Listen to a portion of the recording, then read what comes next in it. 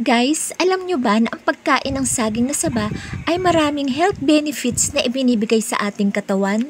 Dahil mayaman sa potassium ang saging na saba, tinutulungan nito ang ating circulatory system sa paghahatid ng sapat na oxygen papunta sa ating utak. Pinagmumulan din ito ng mga bitamina at mineral at tulong din ito sa paggamot ng ulcer.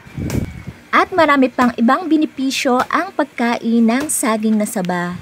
And I'm so thankful naman na maraming naitanim na puno ng saging ang aking father-in-law nung siya ay nabubuhay pa. At napakalaking pakinabang nito sa naiwan niyang pamilya. And every time nga na umuwi kami dito sa probinsya at merong mga saging na matataba na at pwede nang tibain at kuhanin ay eto at pinupuntahan agad ni Mr. at siya mismo ang tumitiba ng saging.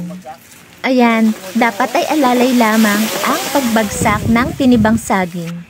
Ayan guys, ang daming piling ng isang buwig na saging. Siyempre, kahit mabigat ay pinasa na ito ng aking mister sa kanyang balikat para maiuwi na sa bahay. At ayan na nga, pinipiling na ni mister ang mga saging para alisin sa buwig.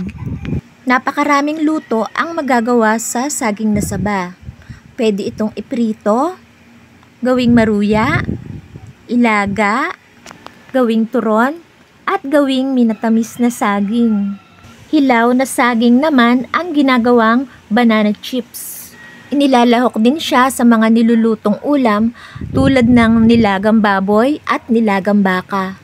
At bida rin siya sa napakasarap na putsero. Masarap din siyang ihalo sa fruit salad at sa halo-halo.